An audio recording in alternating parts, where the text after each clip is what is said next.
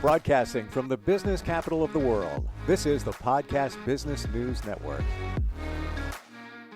And welcome back, everybody. We've talked before with this gentleman about safety on the roads when it comes to big rigs, cargo tanks, a lot of those big vehicles that you see on our roadways, freeways, expressways, everywhere. There are major safety protocols in place. And we talked about that over the past couple of weeks. We also dug into cargo tanks. Literally today, we're going to dig into them, go inside them, and what happens in that confined space and how dangerous it is in terms of inspecting those cargo tanks that are on the roadways, traveling with fuel and other types of liquids and substances could be dangerous. His company is DOT Training Solutions. Matt Freeman is back with us. How are you doing today? Hey, done well. It's always good to be back, Steve. Always forward to having a good podcast and seeing what we can talk about today. We've got a great subject here with Doug Vineyard here. Yeah, tell us about Doug. Welcome, Doug. Matt, tell us who this is. This is somebody that you work with, right? Yeah, Doug works with Highway Transport. He's one of my customers. We work well together, and we've been talking about confined space for quite some time now. It's something that Doug's very passionate about, and we were just together at the National Tank Truck Carriers Association in Charlotte, North Carolina, a few weeks ago, and it was a big subject during one of the committee meetings, and so I thought it'd be great to have Doug talk about what's going on with that in the world, and why we really need to look at it and why it's such a big deal right now. I feel like this is a podcast episode of Mike Rowe and Dirty Jobs, right? Where, he used to do things like that and go into confined spaces that potentially could be dangerous. But Doug, let's center on that. These tanks are dangerous when somebody goes in one for an inspection, right? They are. And not only do we enter for inspection, we actually enter for cleaning too afterwards to the integrity of the barrel. The shippers put constraints to make sure they're barometrically odor-free and dry. I actually operate 7 tank washes across the United States and 8 shops, so I get it on both sides. Very unique industry. A lot of people don't realize that there is a job that exists of this nature in the bulk chemical world. We have to clean these tanks every time they come back, basically, unless you get approval to top load, and they have to be inspected, wash certain different washes for certain chemicals. A lot of different business models. It's different in Chicago per se as it is in Baton Rouge. Wow. So this is a real job, and it's a hard job, and it's a job that I've done for 20 years before I entered into management, and I'm very passionate about it. Very. Wow. Lots of questions here. So first off, when a tank comes back, and let's say it's going to transport the same substance, anything, gasoline, whatever it is, does it have to be cleaned again, or is it only when the substance that it's transporting is being changed? Gasoline does not have to be cleaned at the time. But if you say you have a latex trailer, latex paint, Sherwin-Williams, whatever you buy at Home Depot, we actually haul that. Wow. It has to be clean because the integrity of the shelf life is based on bacteria. So we have to clean in between each of those loads, even though it's the same product, for the simple fact is you don't want to introduce any kind of bacteria. And when we clean with water-based chemicals, and water carries bacteria, and moisture is the breeding ground for bacteria. So bacteria affects the shelf life on latex paints, for instance. So they have to be cleaned in between every time they're loaded and unloaded. So, my gosh, we just opened up a whole new door of awareness here, because I didn't even think about bacteria. I'm thinking about rust and corrosion and things like that. Wow. Okay. So, Doug, take us into a tank. What's that like when you have to go into that confined space? What are some of the responsibilities that need to get done? The responsibility is a lot of our customers unload with nitrogen. Nitrogen will not support life, a nitrogen atmosphere. And why I've got so passionate, in the last 12 months, there's been 9 deaths in tank trucks. It shouldn't be. We're in 2024. We have some of the best safety practices now than we ever had when I started cleaning tanks. So that confined space here's the analogy of this. they have to go in and inspect it. A lot of times they have to go in and scrape old latex out of them. They make the latex better now, so it's harder to get out of the tank because your paints and stuff are a lot better than they are. So they'll clean it, spin it for 45 minutes, and a lot of times, they'll have to go in and do a barrel inspection to make sure there's no adhering products or loose products and on the latex or what have you. Here's the issue. That space, if it's unloaded with nitrogen, it will not support life. So I'm going to lead into this. Nitrogen, as soon as you breach the atmosphere, it starts affecting your brain. It makes you feel invincible. So the split second it absorbs through your skin and you inhale it, it starts taking away all the oxygen in your blood. So that gives you a different mindset. So they have to do testing from bottom, middle, and upper, and the tank needs to be purged, cleaned, and then tested. You'll have pockets in these tanks, even after it's purged with water, that could have the presence of nitrogen. So with that being said, that's the danger. Now, from a tank cleaner's mindset, as I've wore those boots, they can't see it, hear it, or smell it. And I want to put it into an instance that everybody can understand. We have procedures set in place that you have to follow step by step. And you can't get in a hurry. You have to follow it step by step to keep everybody safe from even breaching the atmosphere. You cannot breach the atmosphere. So we have meters and things that's set in place to do that. So if it's followed, it's as safe as anything else. But I'm gonna put it in an analogy like a seatbelt. I grew up in the 70s, so there's a lot of vehicles manufactured without seatbelts. So now that is an industry standard because the government and the public has said we're not going to tolerate it. People need to wear their seatbelts. The same analogy has not been passed along to the tank washers.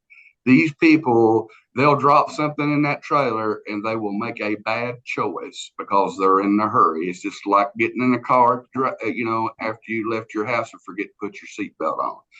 As soon as that first man goes down, there is horror stories. His buddy's sitting up top watching him. He's going down. He's down. There's been an instance where there's 5 to 6 people went down trying to save their buddy because they go into the instinct. It's that quick. Does that sum it up? No words. This is just and Doug, the deaths that you talked about this year, is that related to nitrogen? What seems to be the common theme here? It's in her atmosphere, whether it be CO2, nitrogen, or a dirty tank. There's a breakdown in the steps. And, my passion here is to get everybody in the industry together and say, we're not going to tolerate bad decisions.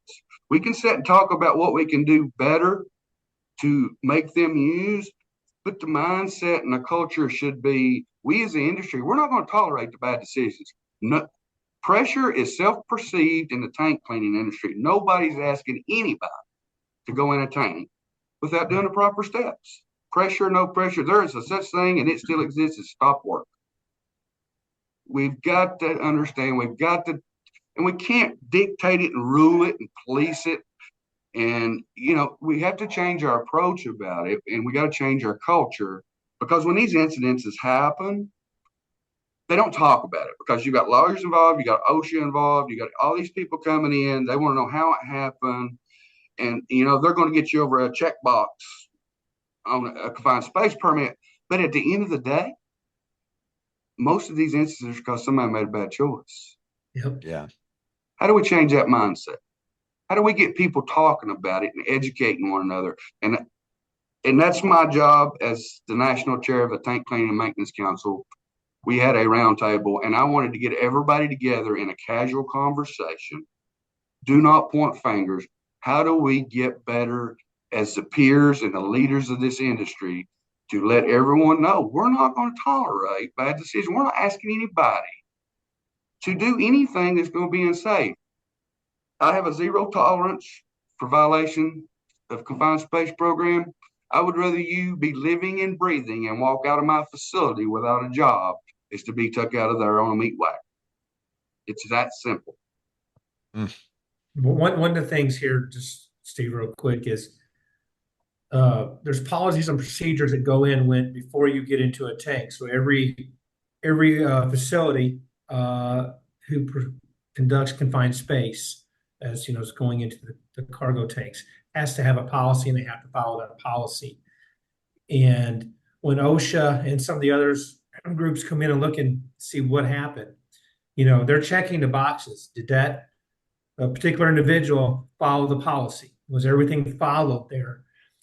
And some of the things that happen is what Doug's talking about is training.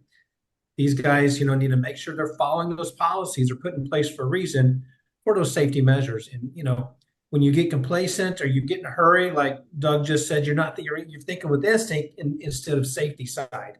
And you go dive in. Next thing you know, you got 1, 2, 3 people down because of their instincts and not following the policies.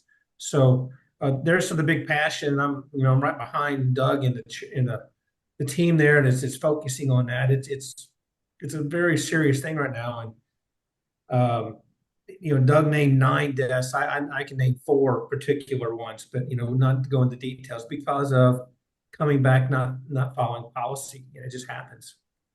It's very clear based on what we're hearing today how this can quickly escalate.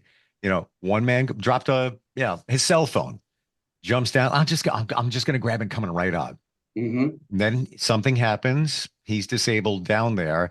Jimmy is in the tank. I got to go down. Mike, throw me a rope. And now, you see the chain of what's going on there. Doug, what's the protocol here?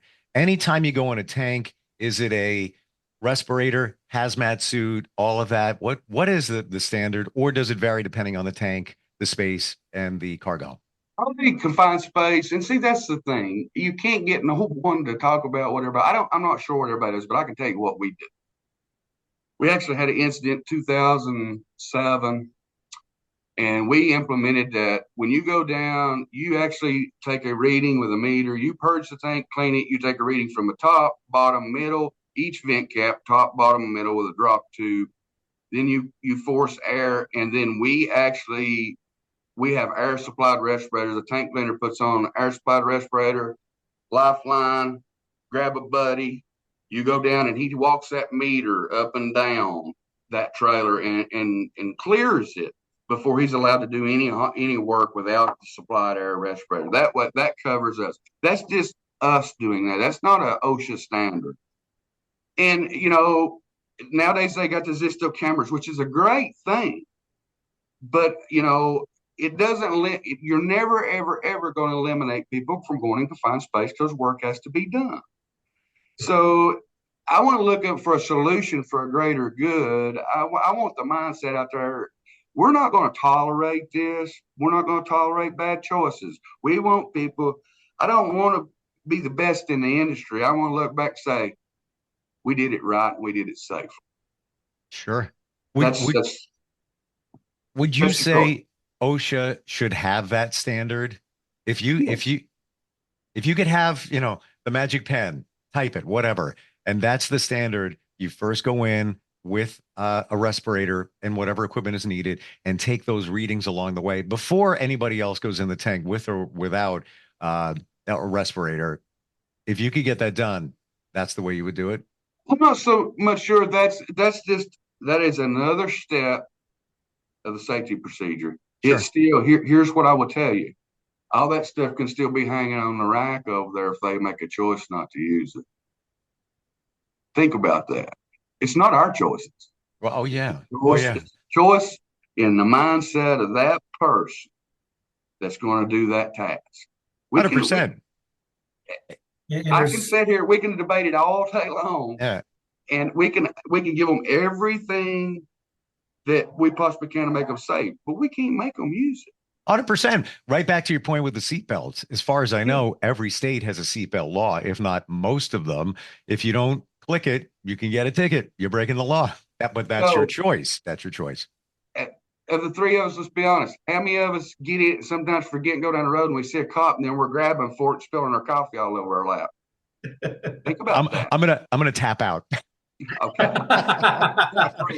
Or have you ever done this one? You realize that you don't have the seatbelt on, and then you see the cop and you do one of the grabs, like you're scratching them. So don't have to admit anything. My mindset, the first step is getting the people on board, the folks that's doing the job. Yep. So number one, they don't see what we do in the background. They're not at Tank Truck Week. I've got a big passion to recognize tank cleaners and tank technicians, and that's that is on my bucket list, and it got approved this last week. Tank technician and tank cleaner of the year. I want to recognize the hard work and the things that they do, and that we start changing the culture. We change the people. I'm a big believer. You fix the people, you fix the rest. It's not about me. All I can do is direct and guide. I want to change that mindset. I want everybody in my racks to understand that I do care about them. We as an industry care about them, and we want them to do it the right way. Mm. It is the mindset, because you could see some of the men say, "Oh, I'm going to jump in, get it done." Flipping the mindset to say, "I'm not going in there. Got to be safe." It's got to shift. Stop and think. Just stop and think. But look at the seatbelt law. That started in the 80s. I want to say mid 80s. That's how long that took for the mindset. And again, to the point, not everybody uses them all the time. Matt, what are your thoughts here this far into what we're digging into? Well, Doug's agree. We've had some very passionate conversation about this, and I'm 100% behind him. I really, I'm all about safety, right? And training is what I do about 100% of the time, and consulting with that. But it's about change. I agree. Change the mindset. It's that I go back to always using muscle memory. You got to get these guys used to doing a routine, and not just used to doing it. Don't get complacent. Use the routine you're taught. Like Doug's saying, we got to change that mindset.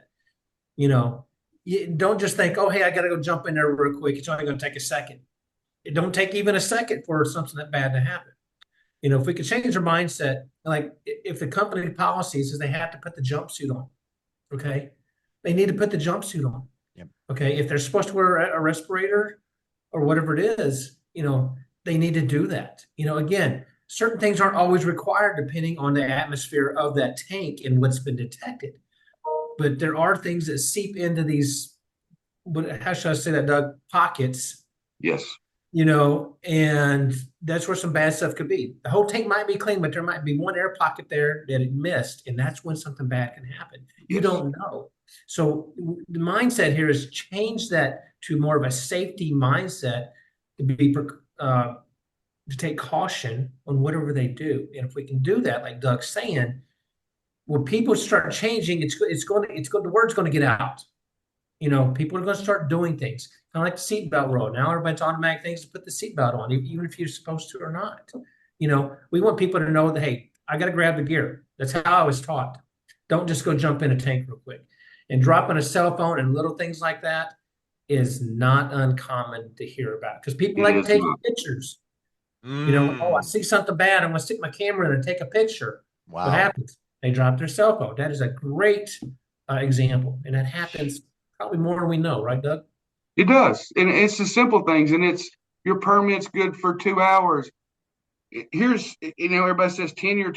Well, I'm going to tell you something. I've got regions that tenure brings bad habits because they're smart. They adapt to the business model, and they think it never changes. Give you 2 examples here. This emulsion load, which is latex. I know the customer. I've been to the customer. The air unload. It's fine. I was jumped down in here. But guess what? Driver showed up this morning. Their compressor was broke. They had to use their nitrogen compressor to unload it. They unloaded this load with nitrogen, which didn't hurt a thing on the shipper, the customer's end. And law does not.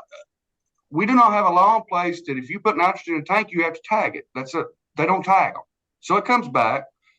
I've done this for 35 years. They just aired it off. I just dropped my phone and I'm gonna jump down in there and grab it. Boom, done. It's that simple. It's the things they don't recognize. And I was sitting here thinking about before this call, and it's just, I want to say this.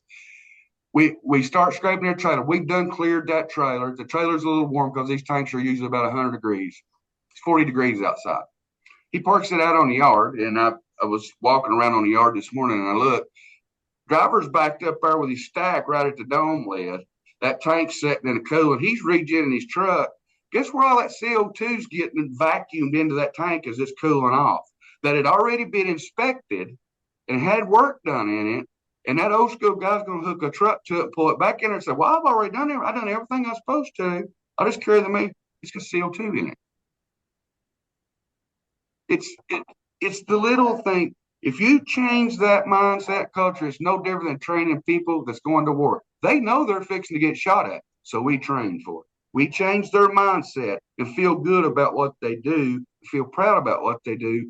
And that is the root of what we need and the foundation of what we need to start getting everybody on the same page. The industry should not tolerate bad choices. It's a great point with the tenured employees, because the mindset there, I'm sure, is I've been doing it 30 years and I never had a problem. I'm just going to jump in. Yes. And there's where it begins. Tell me about that committee that you're part of, Doug. I'm the national chair of the Tank Cleaning and Maintenance Council for the NTTC, which is a national tank truck. That is all the bulk shippers in the industry, and we only make up 5% of the whole trucking industry, but we're the first ones to put raws in. We haul raw materials, and 70% of the plastic in your car comes from isocyanates, which we haul. So we're the first start of production. This committee was put together, I forget, back in it, and every 2 years you're nominated committee. I actually have a vice chair of the maintenance council and a vice chair of the cleaning council, and they're all from different companies. The tank cleaning and chemical industry is a very small, tight-knit industry, and we all know one another. All the tank washes were built by carriers way back when, and then you had certain groups that buy them up and, commercialize them, but they were built to the business model at that time. So this committee, we address issues like the FMSA comes across, and they make a rule on the maintenance side that we don't really agree with. We as a committee and a council get together and we could test that rule, go to Washington or whatever. EPA mandates, the environmental, because that's a big deal in the tank wash part of it, and OSHA as well. OSHA adopts, there's no book on tank cleaning. So they adopt our standards back in the 70s, and then they just write guidelines around it. So basically, this is one of those small industries that nobody knows anything about. And OSHA works with us, and they put guidelines with that. Here's the problem, and I want to get this out. Chemical tank truck drivers deal with hazardous material unloading and loading every day. Tank cleaners deal with hazardous material, cleaning tanks in confined space every day. And it is not considered skilled labor. So you don't get funding. My focus is the mechanics are considered skilled labor because the mechanic's a mechanic, but a tank truck mechanic's a little different. They have to enter confined space. So I'm working with a lot of advocacy members right now I want tank cleaning and tank truck drivers. That should be skilled labor with the entities that go around it. That way we get funding to train like anybody else, and we change the mindset. Just like the seatbelt law. Wow. What an eye-opener today. Oh my gosh. Yeah, I can't imagine how that's not skilled labor, considering everything that's going on, every aspect of that job.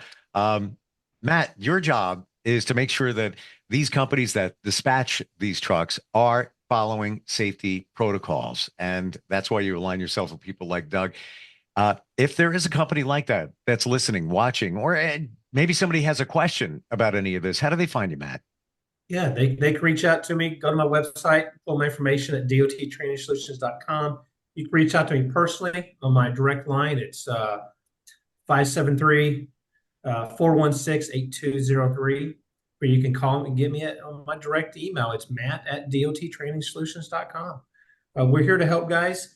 We work a lot with Doug and on any questions they have as one of our customers. And even if Doug wasn't my customer, I'm still going to help him. So that's what we do. It's about safety. And we want to make sure that everybody's going down the road being safe.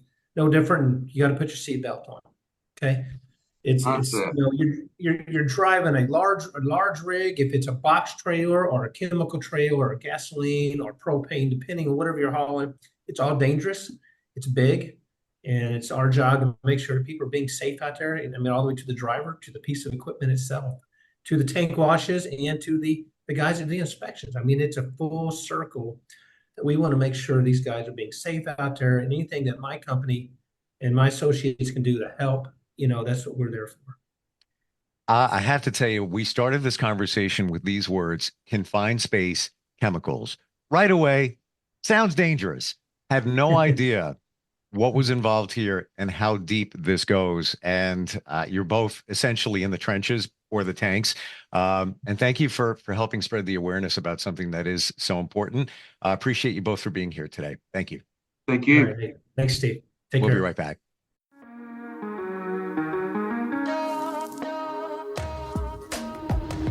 Broadcasting from the business capital of the world, this is the Podcast Business News Network.